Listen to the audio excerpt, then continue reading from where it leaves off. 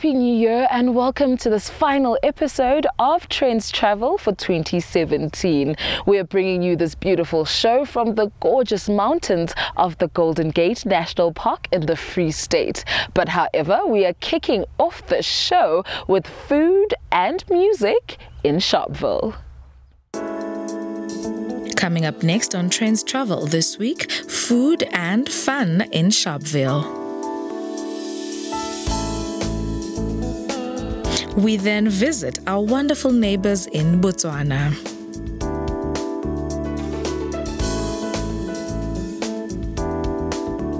We go paintballing in Libya.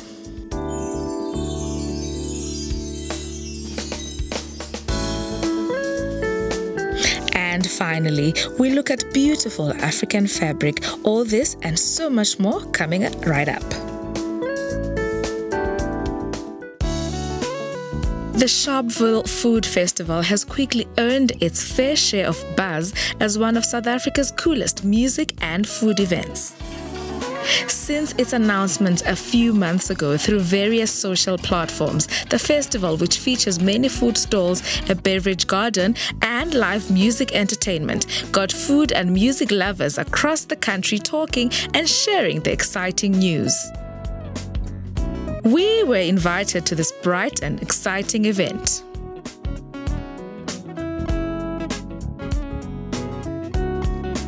Outdoor food and lifestyle events are a big thing in the summer. Today we are in Shopville for awesome food and of course cocktails.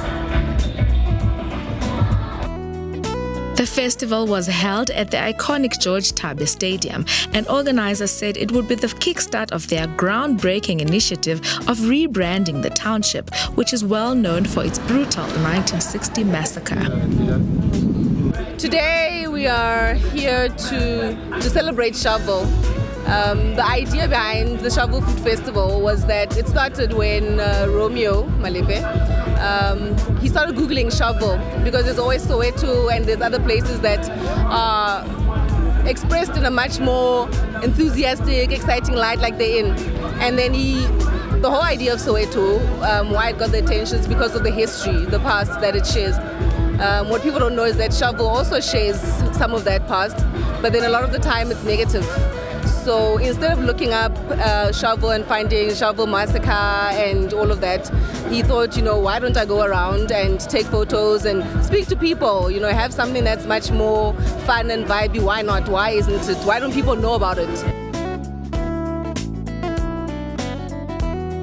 And it's actually very alive. It's quite alive. I haven't personally gone enough and seen. I felt like I needed to explore more of it. So he came about and decided, let's do the Shopville Food Festival. He's all about food, he's all about music. So he thought, let's marry the two. You have food, you have music, let's do this and get people out there. The turnout is pretty good. I was a bit nervous, because you're thinking the weather, you're thinking how people are going to receive it. But I was receiving photos of people showing me 20 tickets, saying we're coming there, So it's great, it's amazing. I just feel like it has a lot of potential. People are looking for places to go, and why not in your backyard? Shopville is here. You don't need to be driving out far and also to bring in people into Shopville and to see that it's not scary. There's people here. There's a diverse type of people and culture, and why not come out and see what we have in store? I grew up here. And I actually feel like I need to be seeing more. I didn't know that people were still this colorful here instead of going to other places, So I'm excited. I'm happy for him. I'm proud. Yes. Yes. Thanks. That fit is fun. People need to eat healthier, but also have fun, and that's what we're out here for fun and wholesome food. We are at _the mix, right? We are a group of guys that do alcoholic and non-alcoholic cocktails, right? And we're here to showcase our talent. Okay, basically what we have here, we've got jelly babies that have been sitting in gin and vodka, right? And with jelly as well, and we just frozen them. These are called Tikka Bombs. They just explode in your mouth. people are generally liking our Tikka Bombs, right? And our gin mixed with lemon, a slice of lemon, a slice of cucumber as well, and either with soda water or with tonic water. Right now I'm with Lerato. Lerato, what are you making for me today? I'm from a company called The Flavor Chick. What I'm doing today is I've got 2 types of wraps. I've got chicken wraps, we've got roti, and then we've got a Prego sauce on there, and we've got, for some greenery, we've got lettuce, and then some rum strips which we grill first, and then we've got caramelized onions and a choice of 3 sauces and cheese. So would you classify your food as junk or health meals? I would say it's street food. You know, sometimes when we go out, this is not a time, at a food festival, it's not a time to diet, you know? So I will not say it's your gym bunny food, but it's your comfort food. For, you know, after working hard all week and you go out, this is the stuff that you would eat. But it's all natural ingredients. I don't skip processes. I don't use anything like the garlic that I used for my Prego sauce. I never use like processed garlic. Everything is scratch made. I don't. So in a way, and canola oil. So in a way, you could say it's healthy. It's not the healthiest health that you could eat every day, but it's not gonna, you know, get you to hospital. This is the Black Shed. It's a wonderful, lovely food truck that we started about 5 months ago. And basically, I had a look at the market, and I figured I think there's a space for food trucks, and there's a great deal of appetite. Excuse the pun for food trucks, you know. And it's a fast-growing industry in South Africa. I think people get to enjoy the food, etc. The concept behind Black Power is exactly what it is. It's power for black people. You know, like for years we haven't seen the power in us as black people. We haven't supported each other. We haven't seen opportunities to sell our own brands. We're always buying brands from outside South Africa. So this is a beginning of changing that thought, that we don't need to buy stuff from outside. We can produce quality here in South Africa. Okay, so I see all your clothes are black, literally black. Is that everything black? Yeah. Hashtag I wear black. That's our hashtag. I love black clothes, but there are a lot of people that love the color black.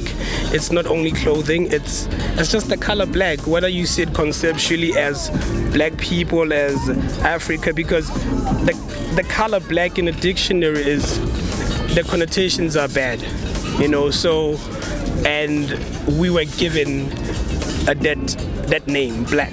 We are brown, we are not black. We are African, we are not black. But because that's who we've become, let's embrace that color. You know, that's the thinking behind it. And I do love the color black. Me too. If you've just joined us, unfortunately, you've missed out on some great food and groovy music in Shopville, but we have so much more after the break, so don't go anywhere.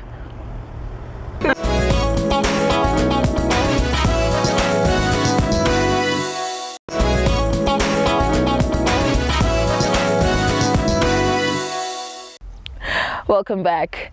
You can travel around the world, but nothing will ever beat a truly magical African safari. In this next segment, we visit Botswana to mingle with some majestic elephants. Chobe National Park, located in Kasane in the northeastern part of Botswana at the border with Namibia, Zimbabwe and Zambia.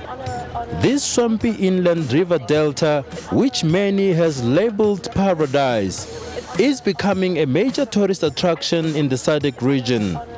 Here you can experience a true African wildlife safari. This place is home to the fish eagle, the big five, and a range of other animals, including reptiles, birds and other species. There's so much that the world can get to see when they visit this country. Open skies, vast open wilderness, beautiful landscapes, friendly people, the wilderness, and everything that one would want to see in a nature-based destination. One of the highlights about Chobe at the border with Namibia's Caprivi Strip is being able to go on river safaris, and just minutes into it, we spot at least 3 of the big 5. They include heads of the majestic elephants, with one of them engaged in a tough war with the crocodile. On the other side of the river, the Cape buffalo, soaking in the hot Chobe sun, while the hippos remained slightly submerged amid spectators. But is the African elephant that remained the biggest attraction here. It is overwhelming, actually. It's so beautiful that one cannot really understand what's going on. I mean, you see all these elephants, they are just like 50 meters away from us. And so many, and I just, I know them from the zoo, but not from nature, and there are so many, so it's just overwhelming. It's mind-blowing. I mean, in comparison to what we go through in Johannesburg, it only dawned on me when I get here that I needed some environment that is very serene, and this is exactly what I'm getting here. As Botswana diversifies its economy, it's embarked on a major drive to attract more tourists. After diamond mining, at 18% to the GDP, tourism is the second biggest contributor to the country's economy. Leadership took a decision to ensure that we conserve what we have as a country. And behind this leadership is a set of well-committed tour operators in the industry that also do everything to ensure that the resource on which they depend is well conserved and heritage preserved. It's an industry that's creating many jobs in the country. Shah Naz, our guide for the day, is one of the beneficiaries. At least more than 25,000 people in Botswana are employed in the travel and tourism sector. What I really like about this job is you meet so many people, different people, you gain different experiences every day, and this actually helped me because at first I was actually a short-tempered person, but this molded me to learn how to be patient. And as the day drew to a close, everyone on our river safari was left feeling that this is a park that should be preserved for generations to come. It's all about sustainable conservation so that the beauty of Chobe National Park, its fauna and flora, can be shared with the rest of the world. It's day 2 of our visit to the Chobe National Park. After the river safari, we are now on a game drive, hoping to spot the rest of the big 5. After seeing the Cape buffalo, the elephant and the hippo the day before, game drives normally start at the crack of dawn. It's a place where animals are known to roam free. And minutes into our game drive, we witness a pride of 3 lions on a hunt, pursuing one of their favorite prey, the antelope. But in true antelope style, it was just too smart for the pride. Around here, you can view lions and other game in their natural environment, sometimes even coming as close as 40 meters. Botswana has been commended for its conservation efforts. Botswana has done this very successfully, striking a balance between some attracting tourists, but on an exclusive basis, not too many, and also protecting the wildlife probably better than any other place in Africa. And that's very promising for Botswana and is an important source of revenue for the Botswanian economy. With one of the highest elephant populations in Africa, every morning the Chobe River, which flows from Angola, serves as a major drinking hole. And every morning you are more than likely to bump into elephant heads rushing downstream to quench their thirst and graze on the lush grass.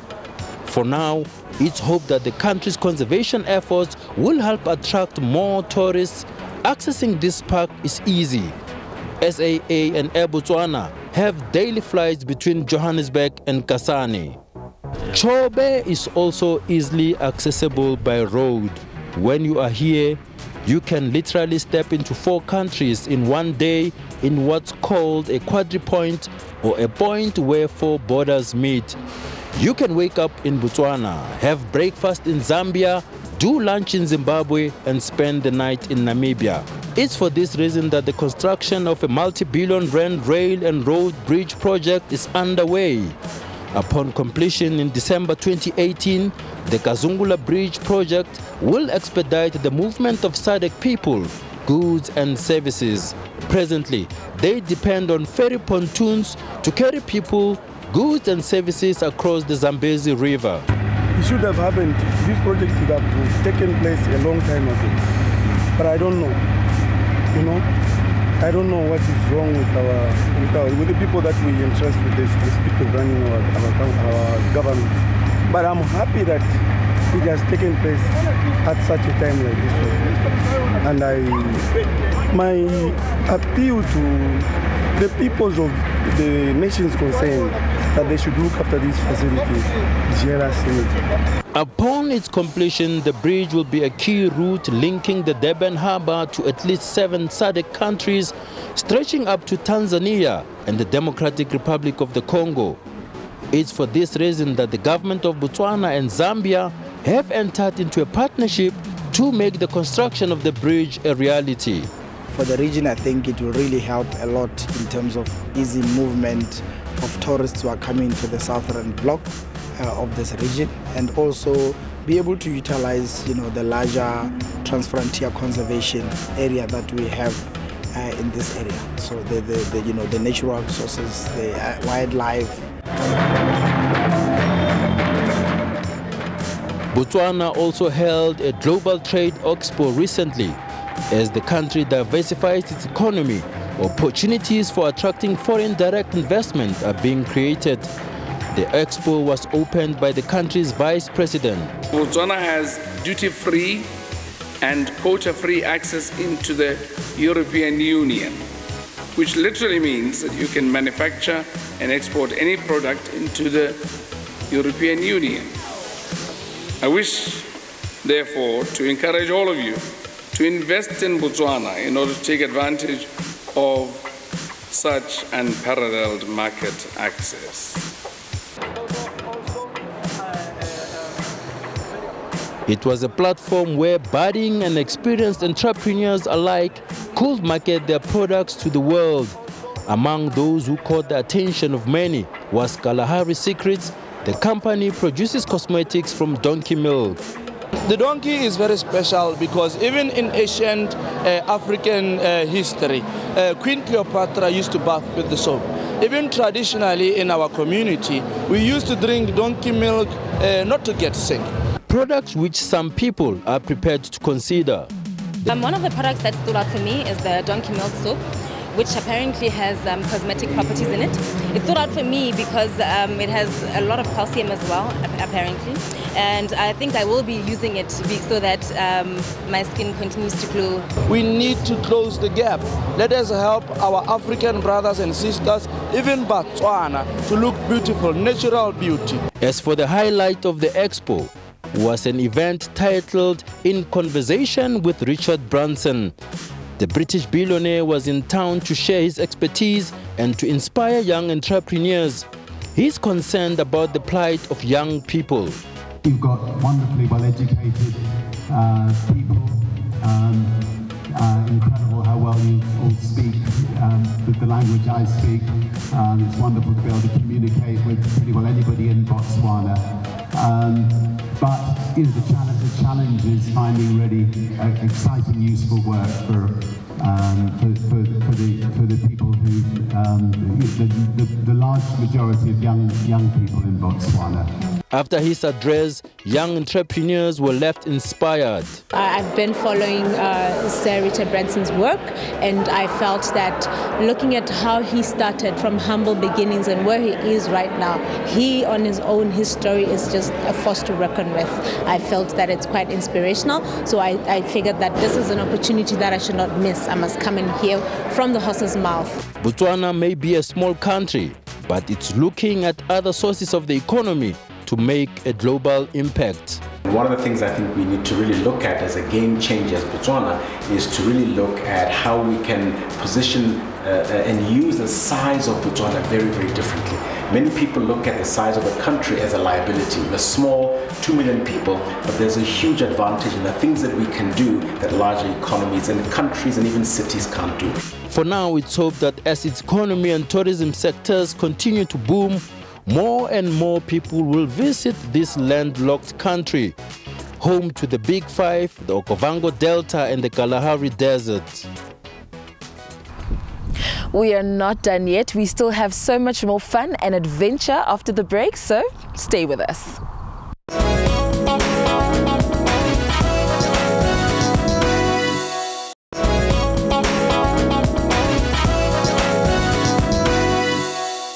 It is the festive season, and no matter the weather, people around the world are finding ways to have fun and entertain themselves.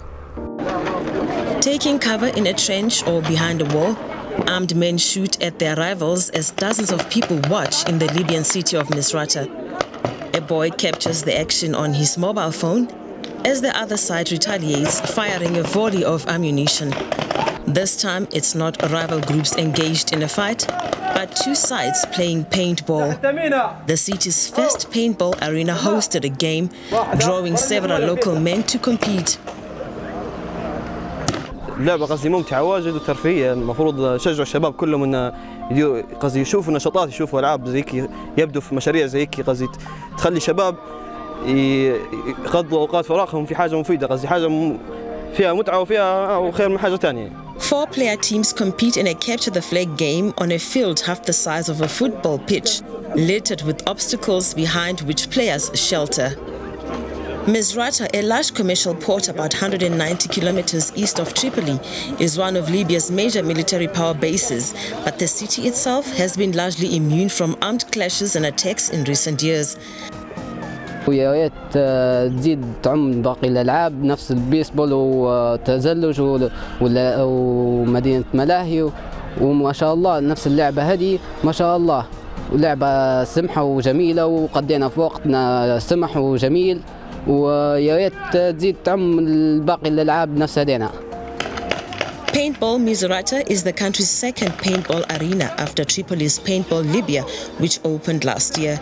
Entertainment and sporting activities were minimal during the rule of Muammar Gaddafi, with football being the most popular along with the bowling early.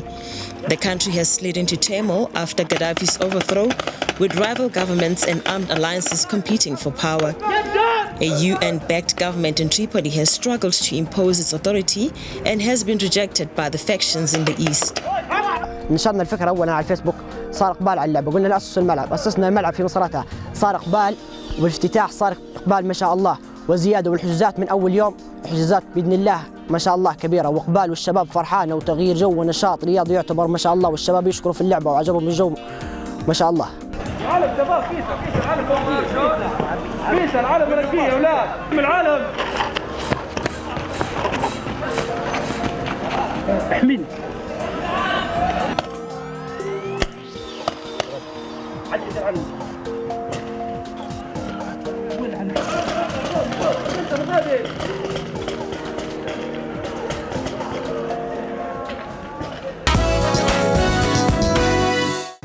तो दूर तो लग जाएगी don't go away वहां पीछे कुछ भी नहीं है जहां हम घूमने जा रहे हैं अब यहीं रहिए मेरे पास अभी आपको रोक के रखा है मुझे A food truck festival in Indian national capital showcased rich culinary offerings from across the world.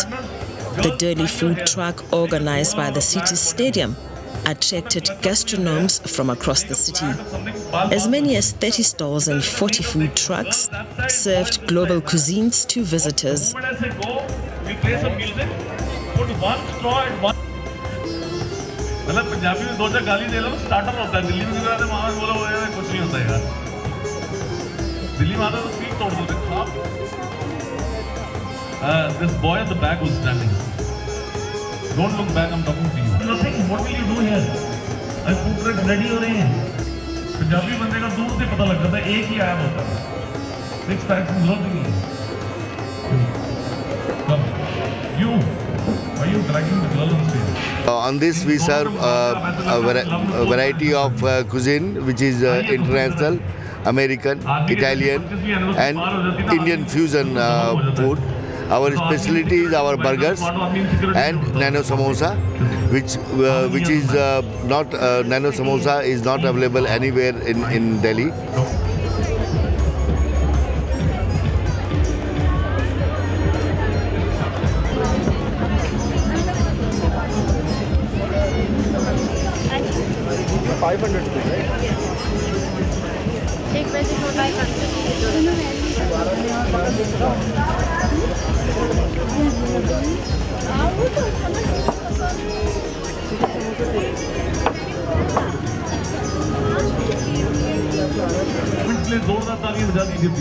Loud applause. Yeah, it's a hot property now, huh? The Delhi cooking. ताकि खूब सारा revenue generation हो, ताकि हम साल दर साल इसी तरह इसको biannual ना कराएं. We are starting with the bands in some time. तकरीबन 3 बजे. And it's been lovely to have you here.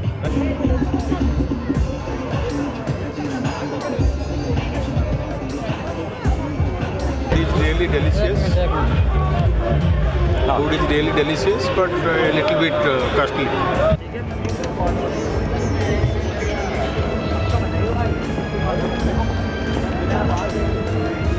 A food truck owner said international cuisines, including American and Italian, were served to visitors. Besides food, live performances by musicians, games and other activities also enthralled visitors.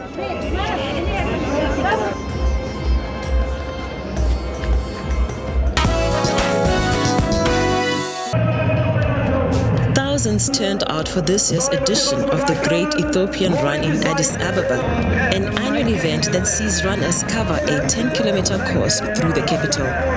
The event brought together people running for fun, as well as upcoming and professional runners as part of campaigns to raise funds for various charities and encourage people to stay fit. This 87-year-old is one of the runners who took part.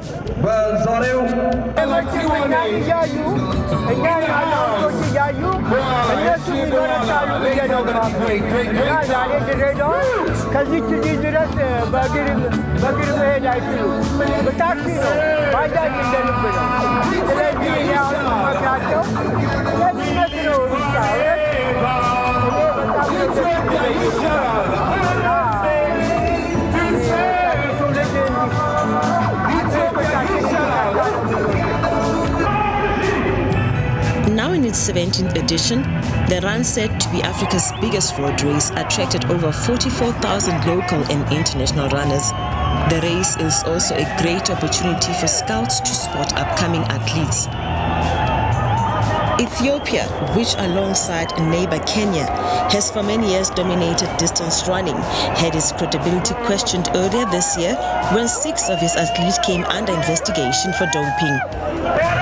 The East African nation is also struggling with a slump in form and won a single gold medal at last year's Olympics in Rio de Janeiro, its poorest haul since 1992. The women's category was won by Zayn Mayimir, while the men's category was clinched by Solomon Berega. Both aspiring athletes who took home about $3,648 in cash prize money.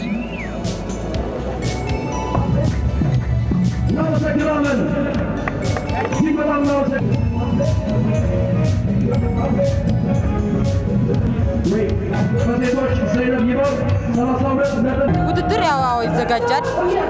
ደስ ይላል። ብቻ በጣም አሪፍ ነው። ያው ከዚህ የበለጠ ውድድሮች ውጭ እድል ይኖራል። አዎ አሪፍ ነው። ሁሌ አስበዋለሁ ታላቁ ሩጫ።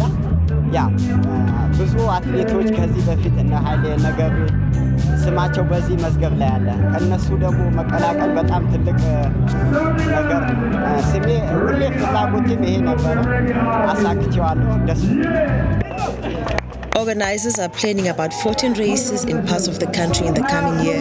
Over the past 5 years, the Great Ethiopian Run has supported more than 32 different organizations, raising over $360,000 US. A winner from this race, both men and women, they are upcoming athletes. And the prize money this year is it's 100,000 girl, which means it's a lot for these athletes. And the top three, both men and women, they are a new face. I'm so happy, just to see those athletes. In the future, we're going to have, more youngsters. And at the same time, to change the image of the country. Well, at the moment, Ethiopia is on the run, on the move, development, many other things.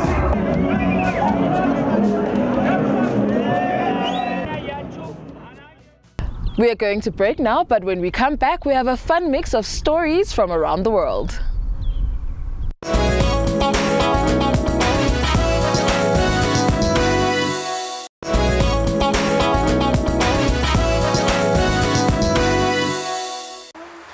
Liz Ngwane, a fashion designer in Bo, Cameroon, is working on one of her latest outfits at her store in town. The 24-year-old is known for her fashionable outfits done in traditional Togo cloth that she says are meant to promote the fabric. That fabric represents us, Cameroon, so it's high time we start consuming our own products.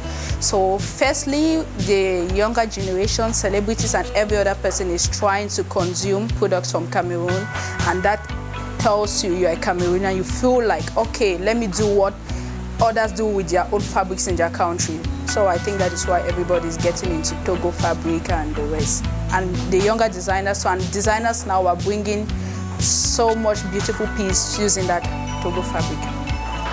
Togo was a preserve of royalty and dignitaries here in the past and made traditionally by communities found in northwestern Cameroon. A colorful fabric commonly done in black, gold and orange, Togo was finely embroidered in different colors that from various bold patterns. The technique has been handed down generations, and today cheaper printed versions of the cloth are now also found in the market as manufacturers take advantage of demand for Togo. Ngwane says she tries to give her designs a modern cut to attract customers looking for stylish outfits done in the fabric. So most of people that come for their traditional weddings. Okay, artists who do that because they know they are selling out themselves to the world and they want to tell the world where they are coming from, so they come for the fabric. And also designers, it depends on the activities you want to do. Like maybe when you know you're getting somewhere out of your own milieu, you want to see so where you're coming from, tell people a story from your outfits, they put on Togo. So those are the type of clients that come for Togo fabric. But coming out with the collection I have calls a lot of attention. Normal girls and guys around would love to put on Togo because it's sexy. The designer also likes to blend Togo with sheer fabrics to bring out her sometimes flamboyant creations. It is also used to make accessories and souvenirs, popular among tourists and locals. Togo is worn today by many to mark special occasions and events like weddings and other formal gatherings. The fabric is also popular outside the country, and its designs have inspired collections at various international fashion events in recent years. John Awa is a traditional elder and says the fashion sector has a key role to play in keeping Togo relevant today. It is so important up to the level where a chief, if a prince is dedicated a chief, he is restricted out of ordinary dresses, especially when there is an event, an important ceremony. He goes in Togo, nothing else but Togo. It's very, very important, very significant, because it portrays the identity of our culture. I can't lie to you, the fabrics really, they are not of high quality for the other fabrics that I use. Like when we talk about visco and the rest, they have very high quality. They are made of 100% cotton. And I'm one of that person that fights always for sustainable fabrics, like sustainable fashion. And I take into consideration fabrics. So the hidden challenge I have is this fabric. I don't really, when I send it out there, does it really meet up to the market? And another thing is scarcity, because we have it in two qualities. Yes, like there is a good quality, but even though in that quality I don't see range that I use, continues. And to have that quality is where I really have challenges having it. By creating fashionable outfits and accessories, Cameroonians are able to keep an important part of their heritage alive and cash in on ancient tradition. Georgian National Museum in Tbilisi exhibited 8,000-year-old earthenware wine jars, which turned out to be the oldest known evidence for winemaking. Scientists detected telltale chemical signs of the fermented alcoholic beverage made from grapes and pottery fragments found at two sites about 30 miles south of Georgia's capital, Tbilisi. The findings show that this important cultural achievement occurred earlier than previously known in the South Caucasian region on the border of Eastern Europe and Western Asia. Until now, the oldest winemaking evidence has come from pottery in Iran, dating to 5,400 to 5,000 BC. The director of the Georgian National Museum, who helped lead the research, said large jars called kivevri, similar to the ancient ones, are still used today for winemaking in Georgia.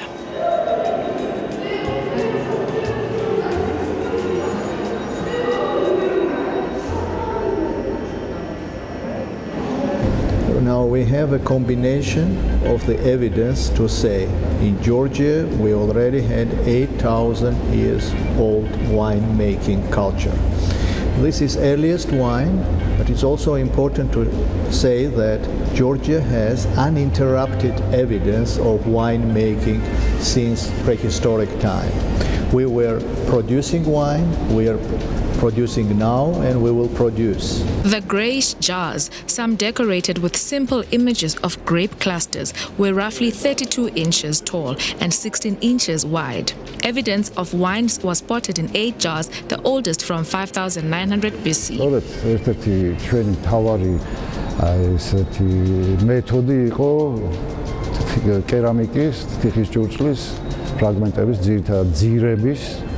აღება სანიმუშოდ და საანალიზოდ გაგზავნა შემდგომ უკვე ამერიკის ფილადელფიაში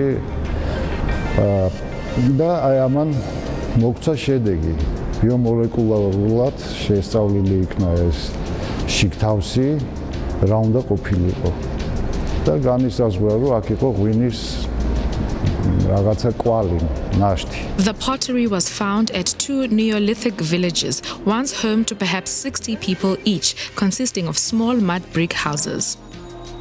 The villagers harvested wheat, raised sheep, goat and cattle, and used simple tools made of bone and volcanic glass called obsidian.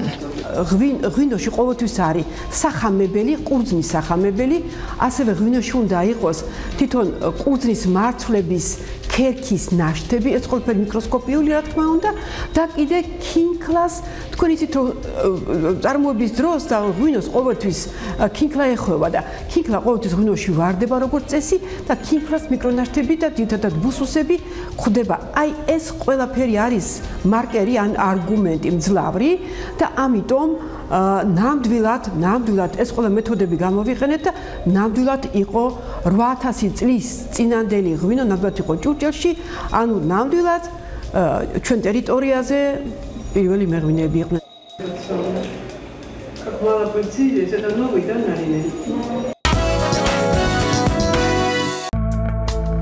Bolivian wines are fast becoming a presence on the world stage, thanks in part to an ancient planting method and wild swings in temperature.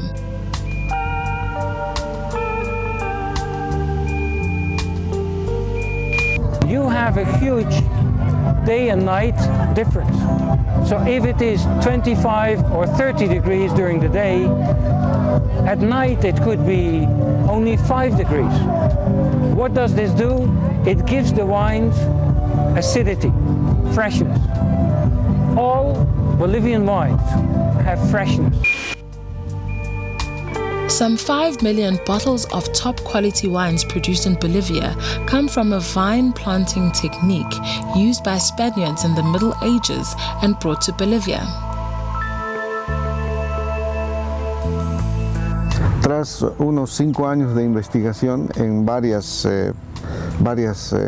variedades de vid, y sus vinos producidos a través de estos, hemos encontrado que los vinos bolivianos, en comparación con vinos producidos a partir de vides, a partir de uvas a nivel del mar, por ejemplo, entiéndase vinos franceses, españoles, inclusive vinos chilenos y argentinos, hemos encontrado que la cantidad, la concentración de resveratrol en los vinos bolivianos es mayor, significativamente mayor, puesto que los valores que hemos encontrado varían desde 3, 7 hasta 10 veces la cantidad de resveratrol presente en los vinos extranjeros.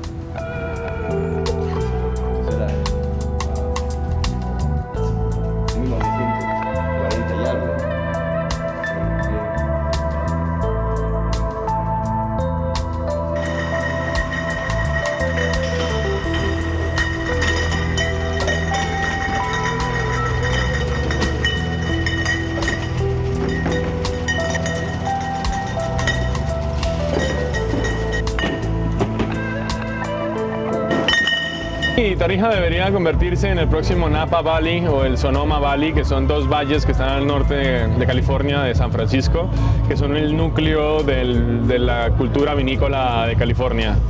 Y no solo eso, sino son centros turísticos y gastronómicos. O sea, los mejores restaurantes de Estados Unidos están ahí. Tarija debería ir en esa dirección. Bolivian physicists recently launched a study on the antioxidant levels in Bolivian grapes and wines, and they explained that this is another characteristic that makes them very unique.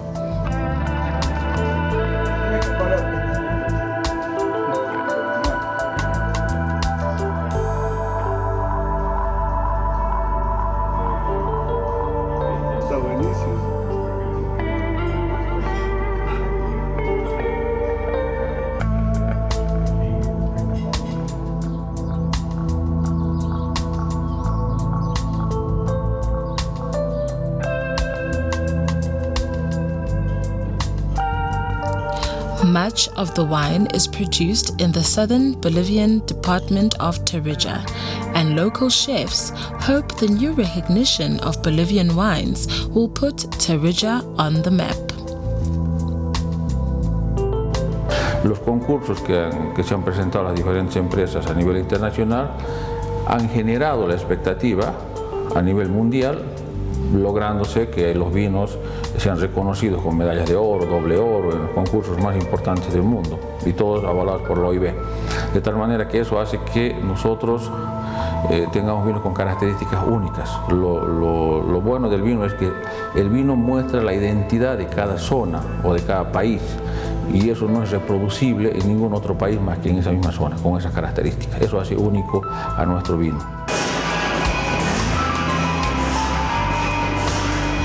Wine enthusiasts in the country hope that Tarija may someday become like California's Napa and Sonoma valleys. And that's all we have for you on this week's episode and for 2017. We hope you end off the year on a great note and you kick it off with a big bang. From the Trendz travel team, see you next year.